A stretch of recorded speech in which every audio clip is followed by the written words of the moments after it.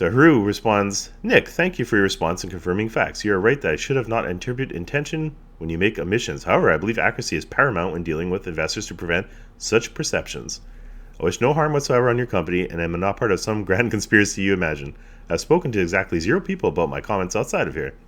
I do not know of a Haru, so I believe this guy.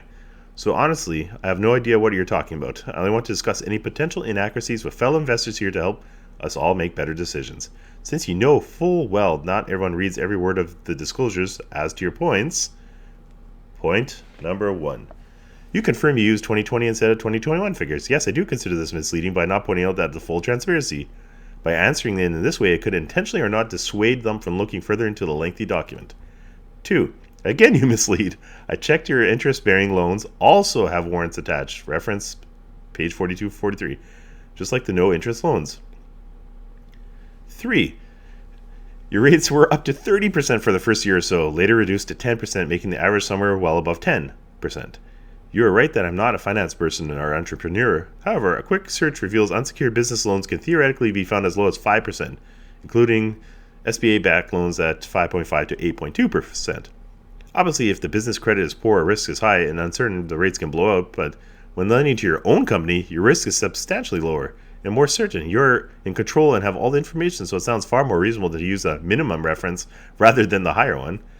This all poses the rhetorical question that if you truly still believed in this business, why did you not provide the funds via equity or existing stock options warrants instead of via loans? It's also hard not to wonder why you're now asking us to do what your founders recently no longer willing to do. Jesus, Haru guy is just destroying Nick. Like, this is what he had when he used facts and common sense versus Nick's bullshit doublespeak and twisting. Like, it just makes him look so poor. So continuing on, it says, realistically speaking, you could have provided the funds via equity if you wanted, but you chose to use loans instead. You could have provided the loans interest-free if you wanted, but you chose to accrue interest, and that's what I was saying. Like, if you believed in this product, in this company, you wouldn't do it, especially Tommy. Like, it's his baby and everything. 3, you could have used a lower interest rate if you wanted, but you chose to use a higher one. That's fine, it's your company, but you made it sound like as though you had no other choice, and that's inaccurate. This context may be important to some investors, and dead on. Like, this, Haru is pointing how greasy they are. 4, your answer confirms loan repayments were made to principals after crowdfunding investment, but before manufacturing revenue. 5, without being inside the company, no one can determine the validity of your justification. However, you must understand why there is some doubt given the timelines.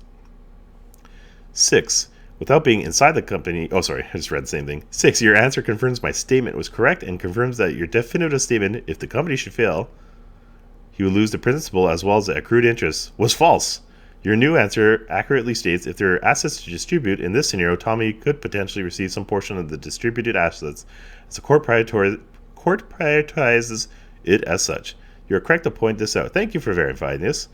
Given this is your list, your developed IP assets and trademark assets as being worth $6.5 million in 2020, which is hilarious. And presumably higher now, even in a liquidation event, it does not seem likely that yourself or Mr. Tallarico and others, intentionally or not, would receive loan debt before any investors receive penny on their dollar. Thank you for your time. I genuinely wish you the best of luck. And he drops the mic and makes Nick look like a complete fool. So, Squealer P chimes in, Haru! Nick is correct about the coordinated attack. I myself am ashamed to admit I have been part of those discords and Reddits because I always like to get information about Amico. Good amount of the comments here should be disregarded as they are untrue, and people even using other people's names. Nick is a good man. He was trying to give you the best information he can. I would read the information that Intellivision themselves have put out. As someone who has followed this console for a couple of years, it is accurate. And I am not a friend of Tommy. In fact, Tommy doesn't even like me. Well, isn't that nice, Squealer? Unfortunately, the previous comment that Haru brought out or posted was not opinion, is all fact, and it made Intellivision look terrible. And there's not a coordinated attack, it's just the truth. I don't consider someone presenting facts as a coordinated attack. If someone is hiding and misleading people and then someone else gives the true answer, the honest answer, that's not a coordinated attack. Nick responds, Haru T, it has now been verified that people wishing to libel Intellivision have in fact created false accounts and have lied about who they are. We are now working with StartEngine to investigate further and learn if these activities are considered a crime. Oh, I'm sure they are, Nick. If you contact me directly and share your LinkedIn profile, social insurance number, your home address, and a picture of yourself and your Facebook account, privately, I'd be happy to answer your questions here in a public forum. If you do not accept the solution to combat the haters that are operating on the site, we can only assume your interests are not genuine. Or else Nick, what he's really trying to say is, oh shit, your questions exposes me completely, so I can't actually respond to that because the evidence is is in the StartEngine documents here. I have nothing to there's no way I can answer those without making myself look terrible. So I'm just going to cop out and be a coward and say, oh, the haters are attacking us. So it appears that Nick has an inability to be honest and is a coward because when he gets called out, he has to go to the haters, just like the Tommy Tallarico defense. Oh, I can't answer because haters and because the facts, I can't skew the facts because they're presented to the public, so I'll just complain about haters. It's embarrassing. And then, what does he say? He's going to get legal considered a crime. So what's considered a crime to post links to what you've posted on the PDF or not, what the SEC documents? Like, there's no crime in there saying that, hey, people, look at this document that they posted. Look on page 42. It shows that they paid themselves loans. Like that's not a crime. I don't know what would be considered a crime here. Slander? Like, it's not slanderous when it's truth. That was a really long-winded part, but I thought that was really important to read that out. It's just so bad. Just so bad. It just keeps getting worse. So next we have John S. saying, do your research before you invest. I won't be investing this one. So we read that one the other day.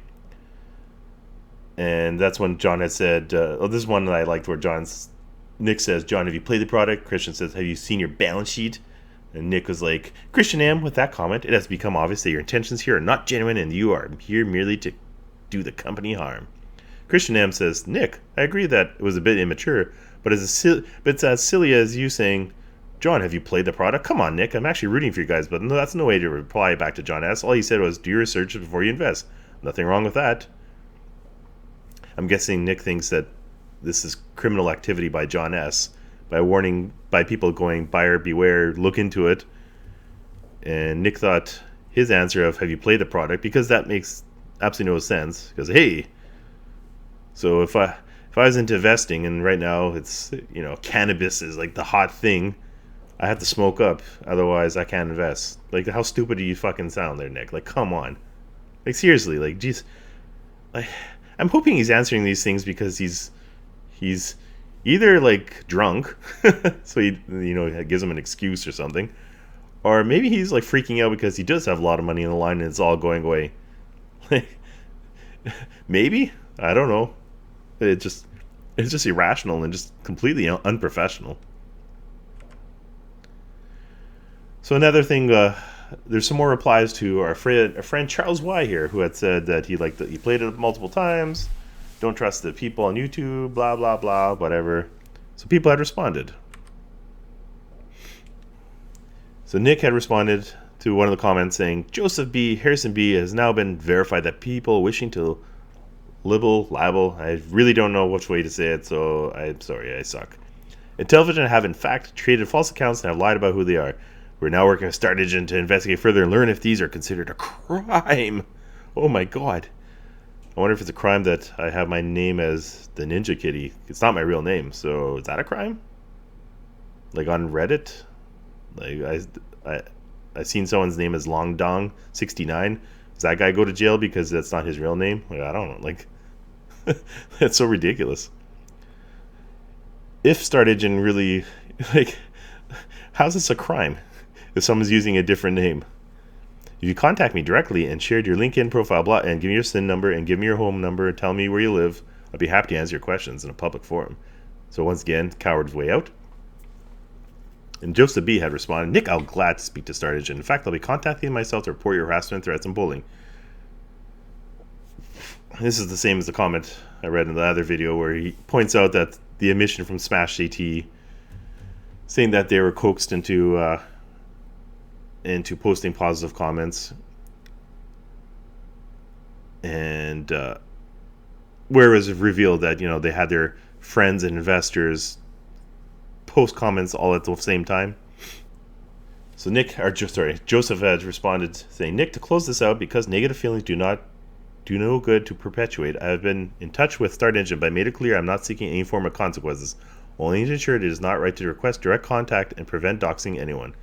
I also invited them, if they feel I did anything wrong or against the stated purpose of this forum, they are welcome to delete any of my posts if it makes no difference to me." So this is why I think Nick is trying to scrub all the negative stuff, because he's so desperate for money. This is why we make these videos, so people can see. If any of the items I have pointed to that help form my opinions turns out to be inaccurate, Twitter will have a record of the DMs, even if deleted, for example. I sincerely apologize and retract any opinions expressed. If SmashGT is telling the truth, however, you should examine how your company deals with these YouTubers in the future and implement guidelines to prevent this kind of thing. Even the consulting meetings you described are troubling. I do want to make it clear that to anyone reading, I did not say Intellivision directed Charles White to come here to correct his investor status. When I say cover up, I meant on Charles' part only. He just assumed I meant the other. I also do not think, nor ever said, that Intellivision instructed Charles to hide his investor status in his first post. This is obvious because SmashGT did not hide his. This will be my final post, which I think is what you want. By the way, I had actually flagged several anti-television obvious troll comments here as inappropriate, and were since removed by the StartEngine, so they can verify I did this. So in some cases, I was actually protecting you and definitely was not out to harm you. I was only asking questions or pointing out genuine issues and discrepancies. If I can offer one piece of advice in regards to what you call haters, you'll note that some of the most negative statements on this comment page are actually from longtime StartEngine investors who are definitely not haters. So it is not helpful to label all negative comments this way. If you truly believe someone is a hater, just flag their comment to StartEngine and move on. Don't engage. Don't encourage the equivalent behavior from supporters. Real trolls will die if not fed any investor, and any investor will spot them a mile away and ignore what they say. I understand where you were coming from if you weren't aware of SmashGT and other statements. Have no hard feelings and wish you all the best. So Joseph B is being the bigger man and professional and telling Nick how to how to do his job and how to not be such a Tommy and start freaking out because someone posts something negative. I would like to think that Nick and Tommy would learn over time, how to communicate with, people, the naysayers, but clearly these people are thick-headed and have no ability to, maybe because they're old or boomers, I don't know, they have no ability to, learn, adapt. Instead, they just keep making themselves look ridiculous. And I agree with this point where, with the labeled everyone a hater, and the Gatoradoos thing on the subreddit today pointed out that a lot of the investors had asked the questions, and it's just these guys are just they make things worse.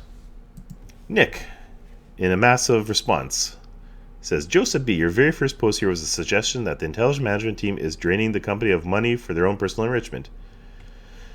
Well, when you charge interest when you don't have to, I would agree. And take a salary when you don't have to.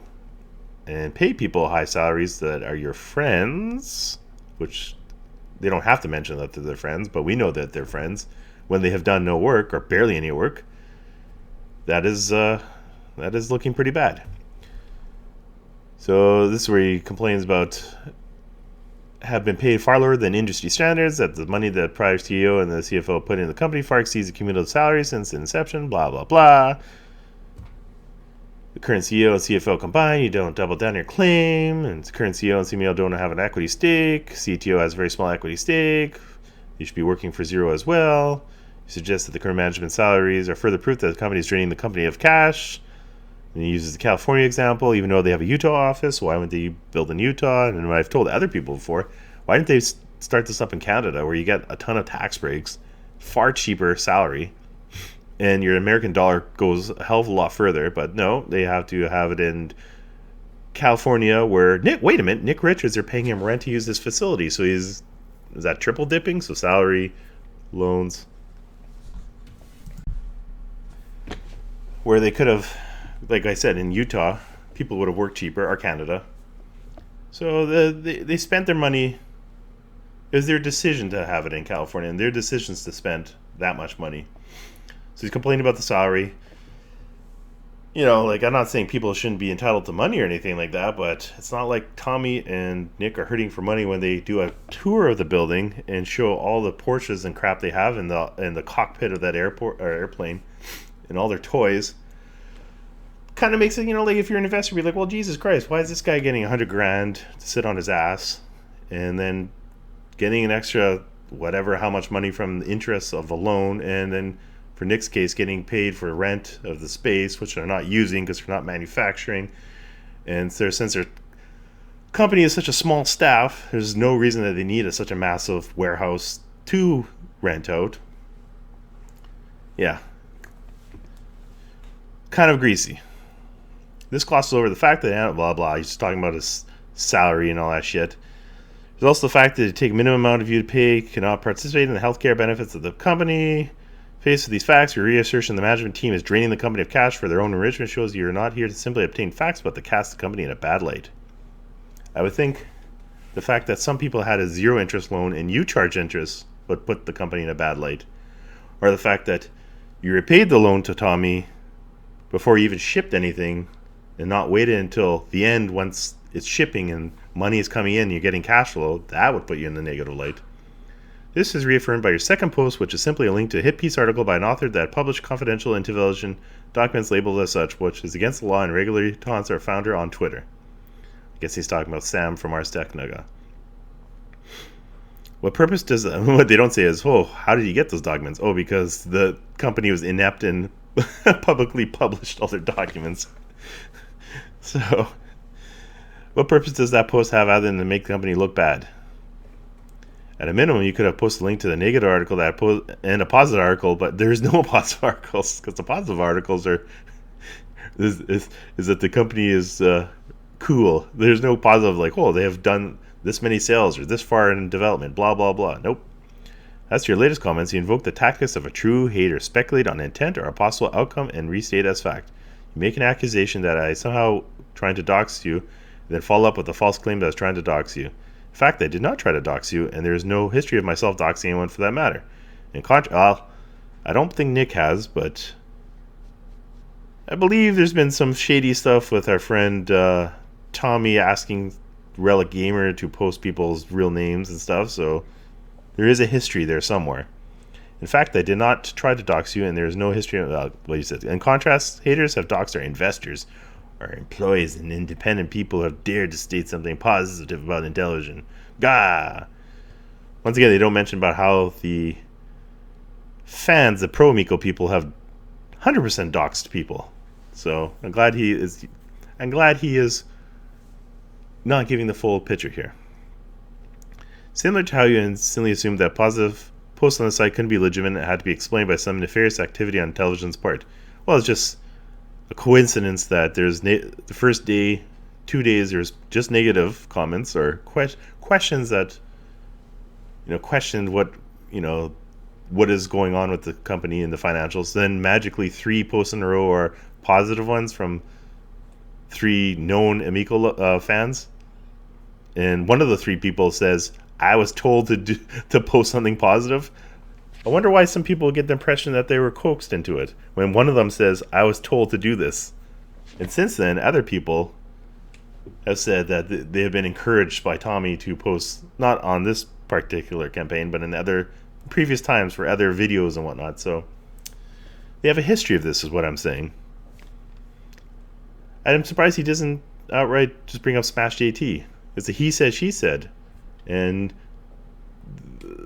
they have zero proof that he was not told to post something positive, and using common sense, it would only make sense. Like, why would you have a 2-3 hour seminar video like to plot how to do the defense? If I'm plotting something to defend my product, or like why wouldn't it be like, make sure you to shill or post positive comments or post something positive? Like, what?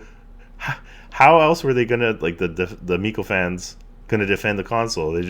What tactics did they suggest? Like, just don't post anything, or post positive things to drown out the negative things. That sounds more logical. So he says, finally comes playing the victim after making several claims that the Intellivision management team is defrauding investors, in some cases perpetuating perpetrating criminal acts. Somehow you are the victim. We're just instantly trying to research an investment opportunity. As last attempt to inflict just a little more damage, you suddenly developed a keen interest in making investments in other StartEngine companies. Will now not due to Intellivision, of course. So he's trying to turn it around on him. So it's kind of funny. He's like, now you're the victim, but that last paragraph is him trying to play the victim. Even if this guy had zero intent on investing, his questions were normal questions that an investor would ask, and you were unable to answer them. So it makes you look like you have something to hide. Just because you don't think the guy's going to invest doesn't mean that you can't answer his questions honestly. So, Nick is getting unhinged here. So remember when 3 people pointed out that Kevin F had asked the bunch of questions that I said were the good questions? Nick finally had responded. And this is a good one. This one, you have to make sure you listen to this whole thing. This just gets absolutely hilarious. So I'm not sure which one he had answered first, but we'll read this first one first. We expect to pay back the manufacturing loan prior to shipping units, so the only revenue share will be what is laid out as part of the Republic Revenue Share Agreement. The point of generating profit on the P&L swings dramatically depending on the growth rate as costs are front-loaded. And with that said, based on our current estimates, P&L profit looks to be achievable with an annual production of 150,000 to 200,000 units. Oh, wow. So they're currently at 5,400 pre-order units. There's zero buzz for this company. Almost unanimously negative news surrounding it online. So somehow they're going to go from 5,400 units to an annual production of 150 to 200,000 units. So that's after 2 years of 2 or 3 years of taking pre-orders, they're at just under 6,000. Somehow that's going to ramp up to 150 to 200,000 units. This is where it gets good. Boy, this gave me a chuckle reading this one. This is great. Our COGS information is confidential as most companies is, but what I can say is that it's more than $100 that Sam Makovich from Arsetica stated, and now many have parroted.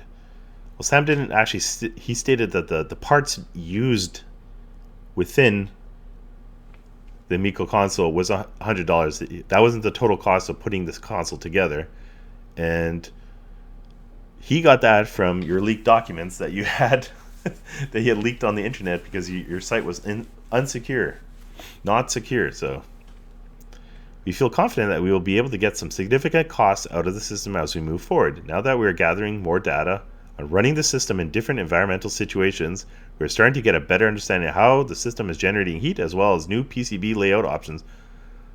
Both allow us to simplify, shrink the PCBs, thus reduce costs. Okay, I'm just going to stop here for a second. Do we not remember 2 years ago when the system was ready to go? Do we not remember the Neil Patel video? Just need the fuel. Everything's done. 100% done. Everything's good to go. Just need that fuel to set the rocket to outer space and sell those 100 million units. These guys are... they're just... Now that we are gathering more data on running the system in different environmental situations, we're starting to get a better understanding. They're starting to get a better understanding now. It's 2022. This should have been done 2019 or 20. They're just starting to get a better understanding. Like they should. What I was told last spring, I think it was last spring, there's just 4 missing parts. It's because of a shortage. There's been no talk of a redesign, no talk about anything. It's just, hey, once we get those parts, everything's done. Like it's 100% done, or 99%, or whatever he said it was. It's all done. We just got to fine tune it a bit. Software is all done too, even though we found out it wasn't done. So now they're just now they're getting a better understanding of how the system is generating heat as new PCB layout options. Like, wow. Now that we've gone through a couple iterations on the assembly line, we also feel we can make some simple design changes to reduce assembly and test times. Once again, they were just missing parts before. Just missing. It wasn't like they're testing and trying to figure out what parts to use. They were just missing parts. So in turn, reducing costs and increasing production throughput.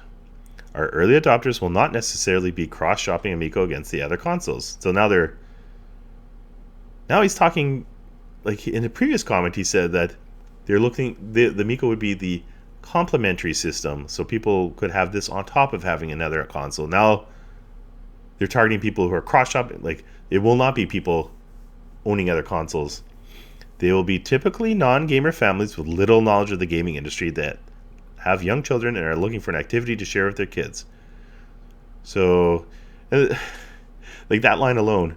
So it goes against what he said in previous comments. So what the fuck is he talking about?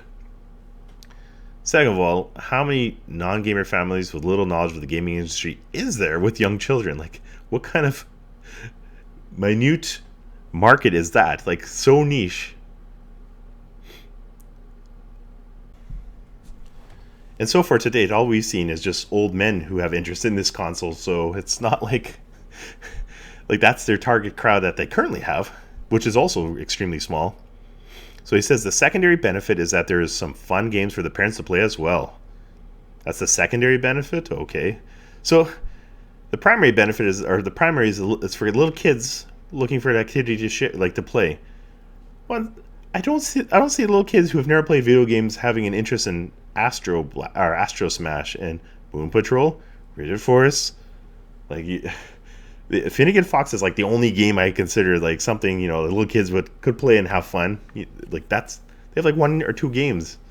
Most of their games are like Space Strikers. Like, that's not a little kid game. Like, they won't play that. Farkle, like, no. So he says that the idea that Amico is dedicated to this type of family experience and the others are not is the primary differentiator. This will obviously resonate more in certain segments such as faith-based communities, as the video game industry in general has a poor reputation for promoting themes and behaviors that do not align well with these communities. Okay, so we have another pivot here. Keeps going different things. Remember, we're going to go to mobile market. We're going to grandma, granny, and all that stuff. We're going to go to toddler market. Now we're going to the religious, faith-based market. These guys are going everywhere. They're just going to get people from every single different market. Boy, that marketing budget's going to be awfully high if they're going to have to target toddlers, religious folks who do not play video games, grandparents. Like, these people are it's just ridiculous. They're just throwing everything out there. Oh, we're going to target everyone who doesn't play video games and somehow convince them to buy a $350 console. I also like that the differentiator is that it's family experiences while the others are not. So just because Nintendo has some mature titles, therefore people who are religious or who do not like violent games will absolutely never buy one, because it's impossible for them to ever own a Switch and only buy Mario Party, Super Mario Kart. Like, there's just because a game can be purchased on the system, they're like, well, I'm not going to buy this console because there's the opportunity to buy this. So I guess those same people will never ever watch TV or go to the movies, because if you go to the movies, there might be an R-rated movie, even though you could only go to PG-rated movies. But because there's that option of an R-rated movie, they'll never go to the theater. They'll never buy a Blu-ray or rent or get cable TV, because cable TV might have bad stuff on. Like, what a stupid statement that is. What a dumb statement. And this goes with them pretending that, the Nintendo's full of sex games and stuff, which it isn't. And when your differentiator, like, that's your differentiator, that's what their hook, that's ridiculous. I thought the differentiator was the controller, which sucks, and it isn't really a good one, but at least it's something. He says, with that said, we simply become an alternative to the Switch with no meaningful differentiation. And just to try to be a cheaper, inferior version will obviously fail. That is not our intent. But the admitting that they're wrong and that the Switch is better. The system you see today will more than likely always be priced at the lower end of the other systems. What other systems? It's like the Switch is cheaper now. These types of questions tend to force our hand on revealing strategy earlier than we are comfortable, and at times a detriment to the company, as there will invariably be people who claim it was not well thought out enough, and if we change our direction from the earlier announcements, we are labeled as liars. But since it's relevant to the question you asked, we are planning Well, you are liars, because when the original investors in Republic were told a whole bunch of different stuff, and now you're changing everything. It's not. And maybe this is why you should not open your mouth until you have stuff. Maybe they're realizing why companies are not 100% transparent. I'm using quotes, because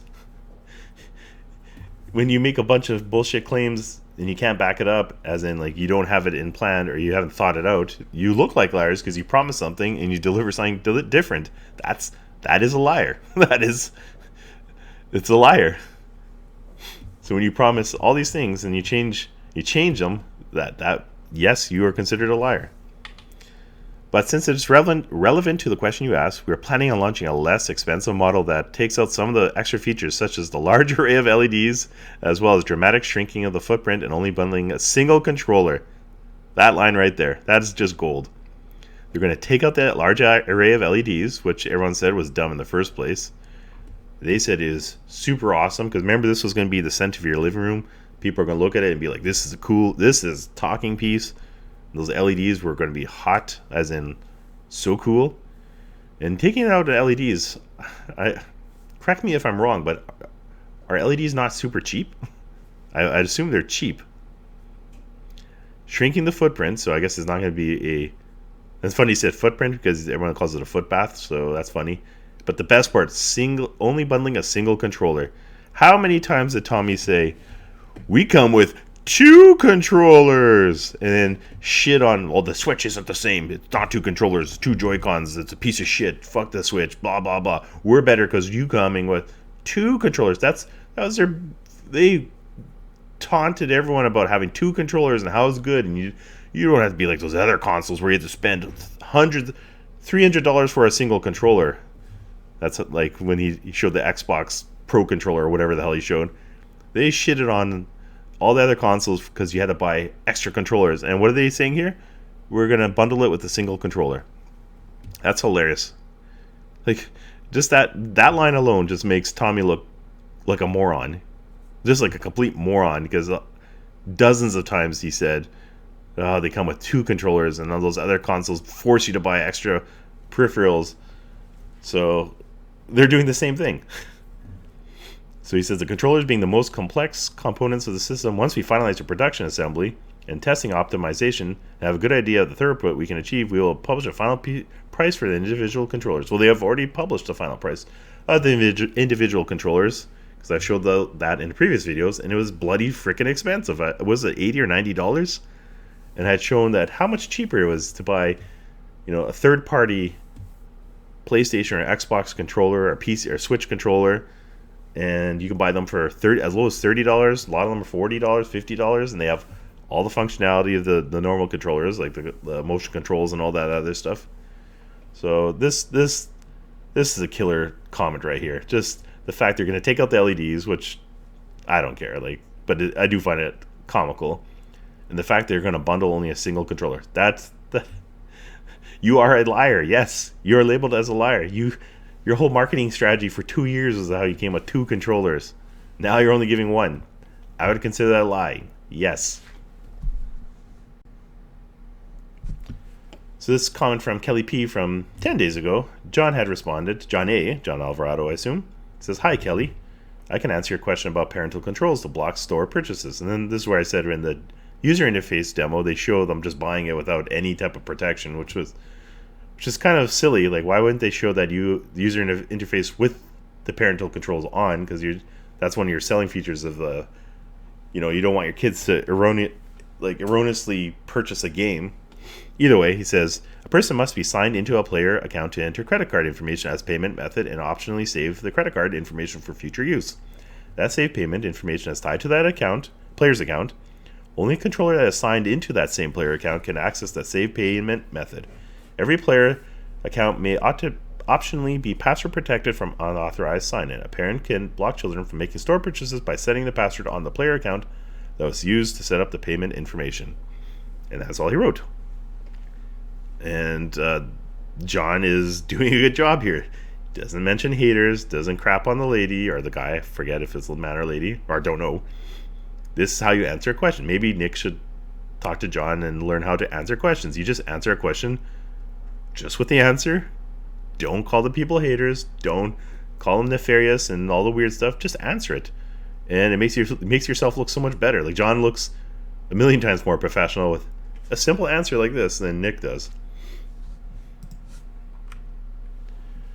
So we go to the Clarice one, where she had said, the one where she said she had decades of experience with video games and don't be fooled into investing this. Nick says, it's important to note that a large portion of the gaming press through the Nintendo Wii was large amount of the gaming press thought the Nintendo Wii was a stupid idea. The gaming press is made of primarily hardcore gamers that don't really have much appetite for things outside what they enjoy themselves. And I disagree with that. Your friend Sam Makovich is in love with the Playdate, which is completely weird and different from the normal gaming. So, and from my memories of the Nintendo, it was a lot of skepticism because the previous generation, they got their butt kicked because the GameCube was a kiddie machine. It was lacking the games, especially the third-party software, and the PlayStation 2 and the Xbox were definitely surpassing it. So there's a lot of skepticism, especially with the 360 being released and looking awesome, and the PS3 looking awesome. And then when the Wii came out, they came out with a tiny console which was super underpowered with motion controls. And what had happened was people, once they saw the demos, were sold on that.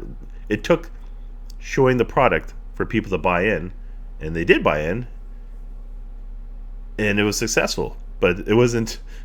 People are skeptical for a good reason. And don't forget, also Nintendo had Mario and Zelda and huge franchises or IPs that they can lean on, that people will buy a new system for, even if the system is weird looking. And they had fantastic marketing. They had a whole bunch of good stuff. So they have not shown anything yet to like the Switch, or sorry, like the Wii. And that's all I have for now. I can't believe in just 2 days they made so many ridiculous comments. So it looks like Nick is getting angered by all the comments. But my advice would for him just answer honestly, if you could, even though if it makes you guys look like clowns. Instead of calling people haters and everything, if I was an actual investor with no knowledge of this whole system and what's the history, and I look at what Nick's been writing here, it makes him look bad. Like, it just looks bad. So that's it for today. Make sure I'll wait. I'm supposed to tell people to subscribe, like it. I don't really care about the like part. Just subscribe, just so I don't get lumped in with the under 500 users, sub users, like Nick said there. And I'm sure he'll write more. So if he does keep writing more random stuff like this, I'll make another video. So see you then.